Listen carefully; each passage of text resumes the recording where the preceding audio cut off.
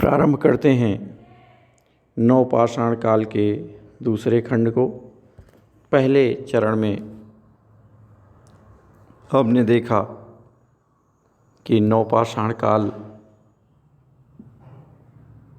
भारत में कब प्रारंभ होता है, यानी लगभग ईसा पूर्व 10,000 में।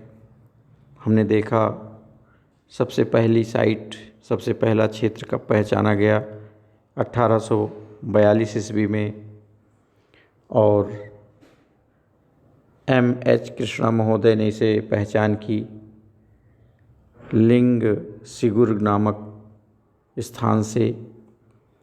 इसके बाद ये हर जगह मिलता रहा। इसके नामकरण को हमने जाना कि गार्डन चाइल्ड ने नवपाषाण कालीन इसे क्रांति नाम दिया। ये एकाएक हुआ परिवर्तन था। हमने इसके बाद नवपाषाण कालीन प्रमुख उपकरणों की चर्चा की। सेल्ट्स या चिकनी कुल्हाड़ी, या जिसे सेल्टार पॉलिश्ड एक्स कहते हैं, वसूली के देखा।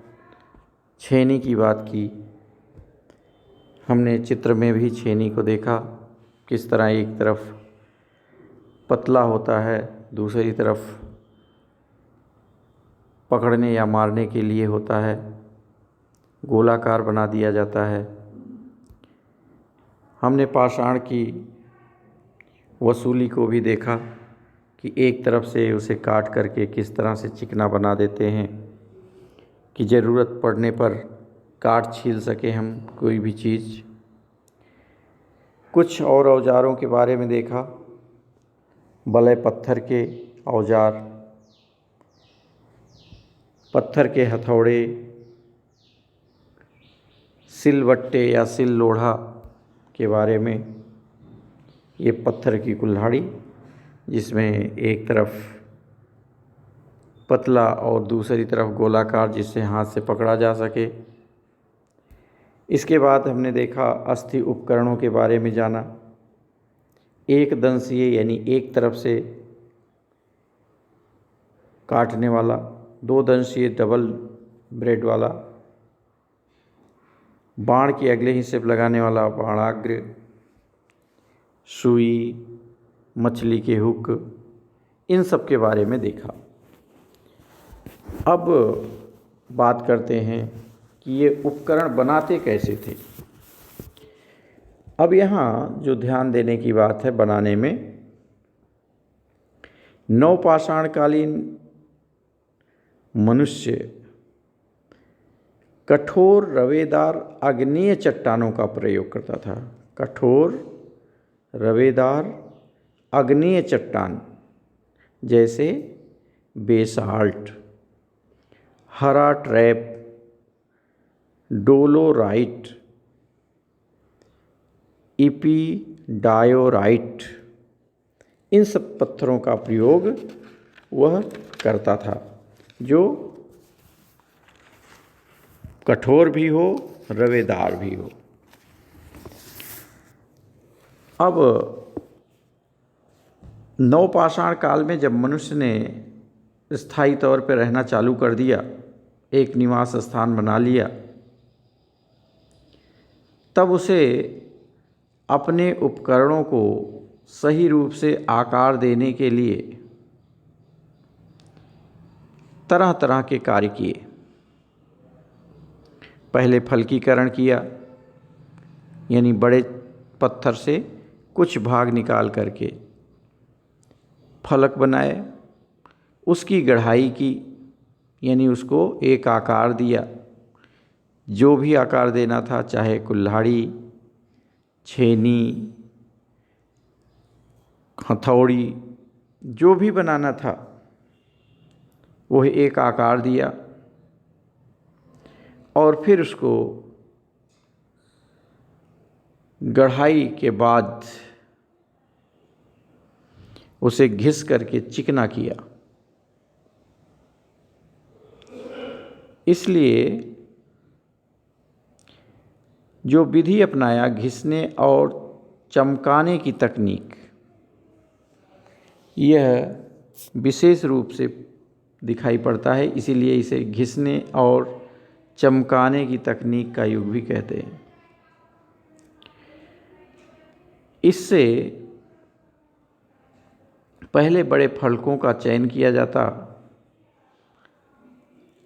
और ऐसे फलक चुने जाते जिससे ज़्यादा मेहनत न करने पड़े, फिर उससे उपकरण निर्माण करते।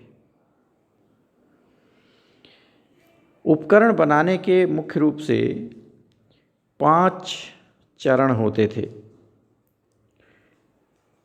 पहला फलकीकरण, यानी बड़े पत्थर से हम पत्थर का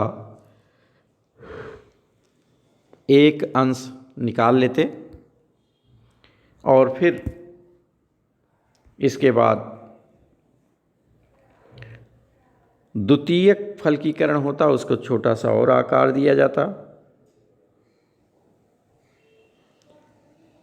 जिससे चुने हुए बटिकास्म को हैमर से ब्लॉक ऑन ब्लॉक या प्रत्यक्ष प्रतिघात के द्वारा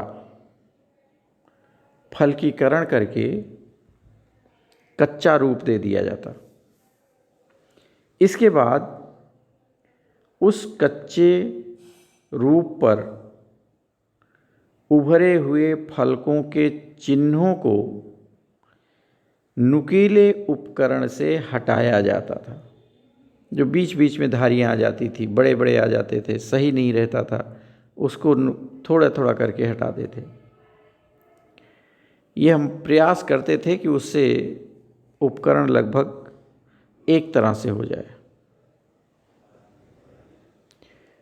और इसके साथ ही उपकरण के कार्य करने वाले भाग को फलकीकरण करके धारयुक्त बना लिया जाता था। अब यह उपकरण तैयार हो गया, लेकिन अभी घिसाई बाकी रही। अब किसी बड़े समतल पत्थर पर रख करके रेत और पानी के द्वारा, जैसे सामान्य तौर पर अभी भी होते हैं, उसे रगड़ करके चिकना करते थे, घिसाई करते थे। सबसे पहले यह घिसाव उपकरण के कार्य करने वाले भाग पर ही किया जाता था। उसके बाद पूरे उपकरण को, यानी जो हमें बहुत ज़रूरी है, जिससे हमें काम करना है, उसको सबसे पहले कर लेते थे। जो अन्य भाग है, जो काम में उतना नहीं है, उसको बाद में करते थे। और उतने अच्छे से भी नहीं करते थे जितने अच्छे से कि उनको काम करने वाले भाग को करते थे, क्योंकि उसके घिसाई से काटने में आसानी होती थी। इस विधि को चमकाने वाली विधि कहा जाता है। इस तरह से अगर हम देखते हैं कि ये जो उपकरण बनाते थे, इसके लिए बहुत टाइम लगता था बनाने में, उसको चमकाने में और अधिक टाइम लगता था। तो चमके हुए उपकरण बहुत कम मात्रा में मिलते हैं, अपेक्षाकृत कम प्राप्त होते हैं, क्योंकि इतना बनाने में बहुत मेहनत लग जाती थी। इस काल में जो उपकरण हैं, उनके आधार पर ही नवपाषाण काल को नहीं जाना जा सकता, लेकिन इसके साथ ही अर्थव्यवस्था के नवीन आधार आए, नए नए अभिव्यक्तियाँ आई, कृषि कर्म स्पष्ट हो गया, खाद्यान्न उत्पन्न करने वाली अर्थव्यवस्था का समावेश हो जाता है, खाद्यान्न संग्रहण के लिए मृदभांडों का प्रयोग प्रारंभ हो जाता है, और नवपाषाण युगीन संस्कृति में तरह तरह का प्रयोग किया जाने लगता है। इसे क्रांति के रूप में देखा जाता है, कृषि क्रांति के रूप में, पशुपालन क्रांति के रूप में, तरह तरह के नए उपकरणों के निर्माण के रूप में, निवास स्थान के निर्माण के रूप में, इस तरह से बहुत सारी चीज़ों से हम देखते हैं कि ये संस्कृति जुड़ी हुई है। तरह तरह की नई नई चीज़ें दिखाई पड़ी हैं। नवपाषाण युगीन संस्कृति को अगर हम पूरे को एक साथ लेकर देखने की कोशिश करें, और लगभग सब जगह, केवल भारत ही नहीं, विश्व की भी बात करें, तो वहाँ जो दिखाई पड़ता है, सबसे पहली चीज़ तो ये दिखाई पड़ती है कि नवपाषाण काल में कृषि कर्म प्रारंभ हो गया। सब जगह खेती के प्रमाण मिलने लगते हैं और गेहूं जौ की खेती सबसे पहले चालू होती है। दूसरा, अगर हम देखते हैं कि इनके पास मृदभांड कला आ गई, छोटे बड़े मृदभांड बनाना जान गए, मिट्टी के मोटे मोटे मृदभांड, मजबूत मृदभांड बनाना सीख गए। ये भी हर जगह दिखाई देती है। तीसरा, हम कहें पशुपालन करना सीख गए। स्वाभाविक था कि इनको पशुओं की ज़रूरत पड़ी होगी कृषि कार्य के लिए। इनके मांस, शिकार, यह सब तो थे उपयोगी,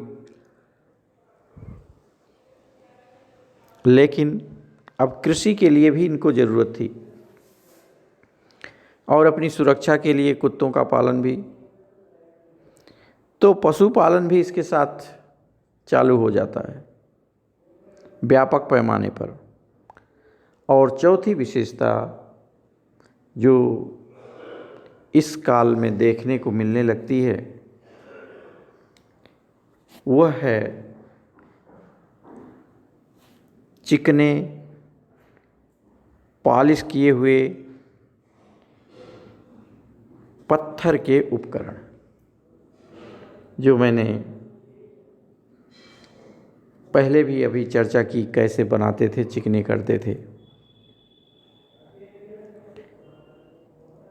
इसमें सबसे ज़्यादा पूरे नवपाषाण काल में अगर कोई नई विशेषता है तो कृषि कर्म और पशुपालन है। इनसे जुड़ा हुआ ही अन्य उपकरण या साधन है। कृषि पशुपालन के अगर हम प्राचीनतम प्रमाण की बात करें तो जॉर्डन राज्य में जेरिको नामक एक पुरा स्थल है, जिसे मानते हैं कि लगभग 9000 वर्ष पहले का है। वहाँ कृषि और पशुपालन का प्रचलन था। ईरान में श्यामल नामक स्थान से श्यामल पशुपालन, कताई बुनाई और मृदभांड कला के साक्ष्य दिखाई देने लगते हैं। मिस्र के नील नदी की घाटी के क्षेत्र में भी फ्यूम नामक स्थान से फसल काटने के हंसिए, पालतू पशुओं की अस्थियाँ, मृदभांड, पालिश युक्त पाषाण उपकरण, करघे, तकली, इस तरह के साक्ष्य मिले हैं। मिस्र के मध्य भाग के तासा नामक स्थान से नील नदी के पूर्व में स्थित अल उमरी से कृषि, पशुपालन, मृदभांड और वस्त्र निर्माण कला के अवशेष प्राप्त होते हैं। तो इस तरह से अगर हम देखते हैं कि यह पूरे विश्व में दिखाई पड़ता है कृषि पशुपालन के रूप में। यूरोप में यह संस्कृति लगभग 3000-2000 ईसा पूर्व में ही विकसित हो पाई थी, जबकि अन्य जगहों पर बहुत पहले लोग विकसित हो गए थे। भारत की बात करें तो यहाँ उपकरणों में कुल्हाड़ियाँ, बसूले, छेड़ियाँ, बलय पत्थर, हैमर स्टोन ये सब मिलते हैं। सिल, लोढ़ा, ओखली मिलती है। इसमें लघु पाषाण उपकरण भी मिलते हैं। सुई, बाणों के सिर, बेधक ये अस्थियों के मिलते हैं। तो नवपाषाण काल उपकरण से संबद्ध भारत में जितने भी उपकरण मिले हैं वह पुरास्थल स्तर क्रम में देखते हैं तो ज़्यादातर ये खुले धरातल से प्राप्त हुए हैं। इनमें उपकरणों में बहुत विविधता पाई जाती है। नवपाषाणकालीन संस्कृति को क्षेत्रीय आधार पर वर्गीकरण करके देखा जा सकता है, क्योंकि भारत एक विशाल देश है और इस देश में बहुत स्थानों से नवपाषाणकालीन संस्कृति दिखाई देती है और सब में विविधता दिखाई देती है। अल्चिन महोदय ने 1968 में इसे 5 भाग में अध्ययन करके प्रस्तुत किया था। तो उसी रूप में यह मृदभांड, गैर मृदभांड क्षेत्र, कृषि क्षेत्र सब मिला करके नवपाषाण काल का अध्ययन किया गया था। अब अगर इसको हम क्षेत्रीय आधार पर क्षेत्रों के अनुसार बांटने की कोशिश करते हैं तो जो दिखाई देता है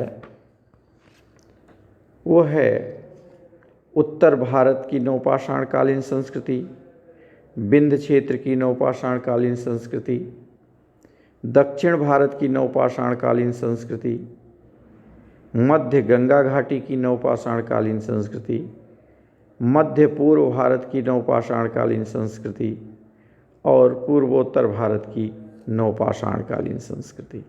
इस तरह 6 संस्कृतियों के रूप में 6 भागों में बांट करके इस संस्कृति को भारत के संदर्भ में अध्ययन करते हैं।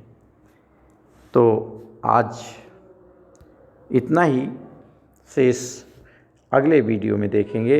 एक एक संस्कृति को लेकर के हम अच्छे से देखने की कोशिश करेंगे, क्योंकि सब में विविधता है, सब में अपनी विशेषता है। भारत महान है और उसकी संस्कृतियाँ महान हैं।